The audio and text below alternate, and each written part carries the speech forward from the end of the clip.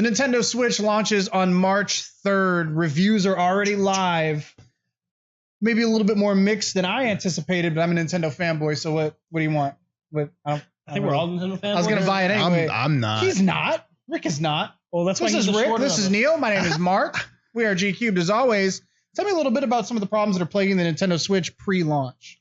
The biggest that I've heard of is the disconnecting of the Joy-Cons. The dreaded left Joy-Con issue. Yes. So, it's just the left? Yes. Well, which is weird because the left is the one that has the least hardware in it. Right. Well, I think they're pretty equal. Yeah. No, because the right has the AR sensor.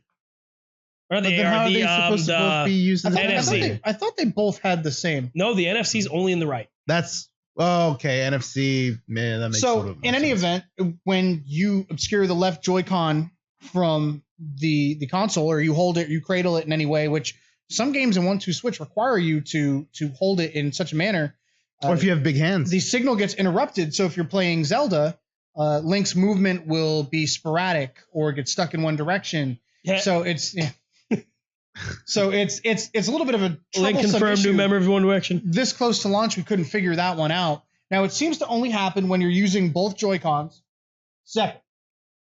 Okay. When you're using it on the grip, it seems to be okay. When you're using it on the console, it seems to be okay. Well, I mean, on the console it makes sense because they're docked. Right. Sure. And they're actually physically now connected. on the grip it would make sense too, but the thing is, like, you have a hard time getting in the way of it when it's on the grip. Maybe the grip has a sensor built in, so it has batteries built in. Yeah, the grip that comes with it is just a piece of plastic, but it's hard to kind of get in the way. Like you really only notice it when you cover it like this, or if you block it like this. Now the grip doesn't really allow you to block that edge because it's right in the middle of the controller. Yeah.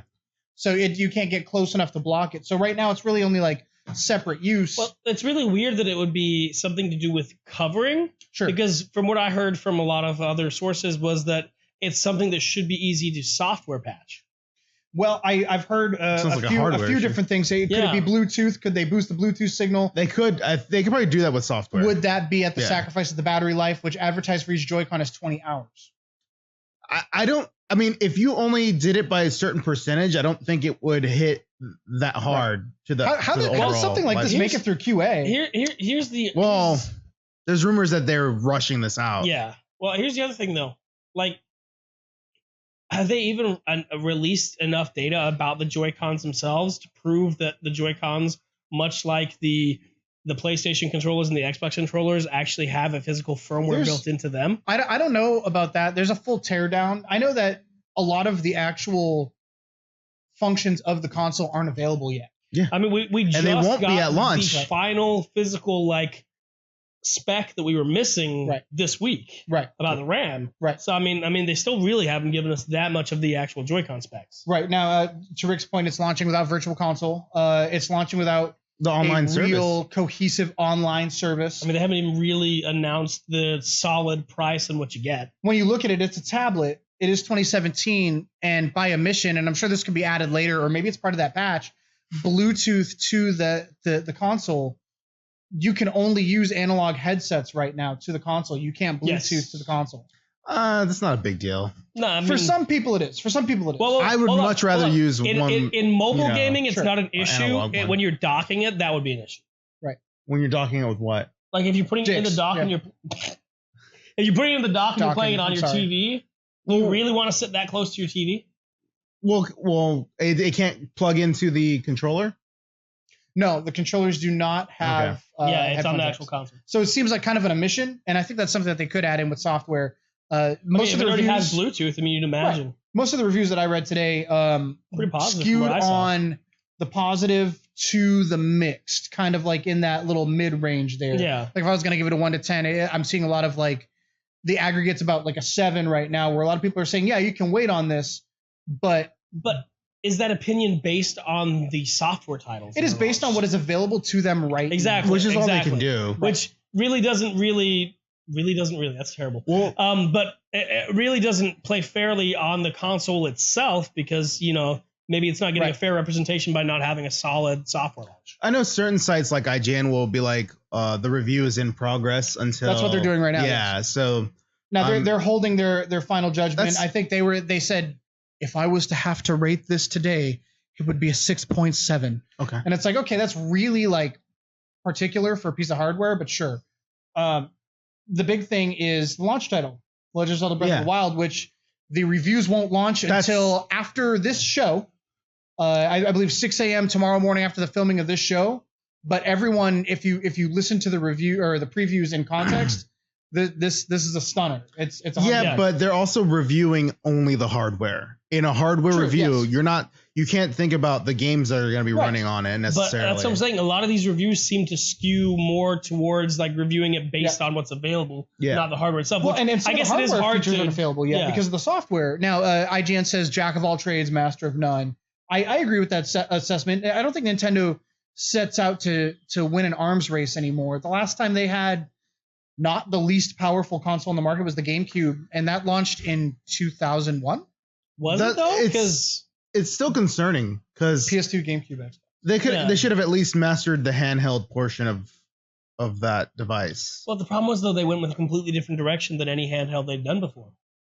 They literally went to Nvidia and were like, "Yo, guys, can you just like skin over a Switch?" Or not a Switch, Shield. Like, I think that is the key to this thing. The handheld SKU, cheaper SKU. Maybe they do it at holiday. Maybe if they don't get off to the launch that they think they're going to get off, because they're going to sell their pre-ordered units. Well, I mean, they're going to sell their 2 million out of the gate. But what happens after that? Does Zelda have long enough legs? The problem with treating it with just as a handheld though is that it's too big to just treat it as a handheld. Sure. It's not really that big. Well, the tablet by itself is not so bad. It's smaller than any tablet. I'm talking about like the whole thing together. Well, okay, is I have held the cases that it goes in, the actual carrying cases, and they're not that big. Can you put it in your pocket? You can't put it in your pocket. That's what I'm talking about. You can put it in the pocket of your hoodie. It is smaller than a starter jacket. Yeah. My Chicago Bulls 1994 starter jacket. There you go. It is smaller than an iPad. And I think that's kind of who this is. I mean, eventually that's who this is going to be geared towards. It's thinner than an iPad mini too. It would have been nice. It's longer, but it's thinner. It would have been nice if you see how big the bezels are. Right. Like if they would have shrunk filled up down. the screen. Oh no! If they would have shrunk it down. Oh, okay. You know, and then it would have been a smaller device. But I think then you make concessions about the JoyCons themselves because they're already really small controllers. Yeah, that is true. I honestly, well, they sell the attachment, so they could have just sold a bigger attachment to make them bigger. Hold on. Now the attachment does come with the system too. I think the screen size was purposely made that big because of the amount of like density they're trying to put into. Well, it's a 720p screen, and a lot of tablets are. With my idea, the screen size would remain the same, but the device would shrink. Yeah. Okay. You put it into the bezel, not right. But that gets more expensive. I'm sure it would. And then when you think about the launch games here, I'm just thinking about a sales perspective. I'm not even talking about the reviews now. The last Nintendo system to launch with Zelda at the helm was the Wii, broke records. Yeah. The last few consoles launch titles I'm thinking of, Knack. Yeah. No. This has I'm not a Nintendo fanboy. I'm on the fence about this, and people were talking shit about the launch title. Right. This is a really good, in my opinion. It's quality, not quantity. It's a quality. Well, it's both. Hold on. I mean, when you talk about the indies, yeah. Okay. I mean, there's 60. They just announced 60 indie titles. Sure. And indie, you said. Yeah, indies, and like a lot of them are either really good, some heavy hitters, in the indie scene, or they look good. You know, there's some games like Rhyme that are a part of that we still don't know enough about. Right. But they have what's it called? Shovel Knight, and then they have the other Shovel. They have 2 Shovel Knights. Well, one is a collection of the first 3 games. Yeah, and then the Plague Knight. Does the amiibo work with them? Because my Shovel Knight amiibo has not done anything. Oceanhorn is on it, which is funny because it's a Zelda ripoff. Right. But no, they have Overcooked is going to be on it as well. Let's see. Is it another M? What? Overcooked? No, I don't talk about that. Terraria is going to be on it. Terraria? Terraria, excuse me. Sure. I always said it the way he said it. There's a bunch of stuff, and a lot of it, Stardew Valley is coming out on it. A lot of it is stuff that's come out already, but it still would be nice to play it at the beginning. And you can also play it on the go. And something to fill up that eShop. Yo, new Toe Jam and Earl. That's all I'm saying. Yo! all right, I'm there. I know. I'm gonna be Toe Jam and there. Earl back in the groove. That's what it's called. Are you gonna be there So Sega's back in the game on day 1 for the Switch, March 3rd, 2017? Are you gonna be there? I will be there.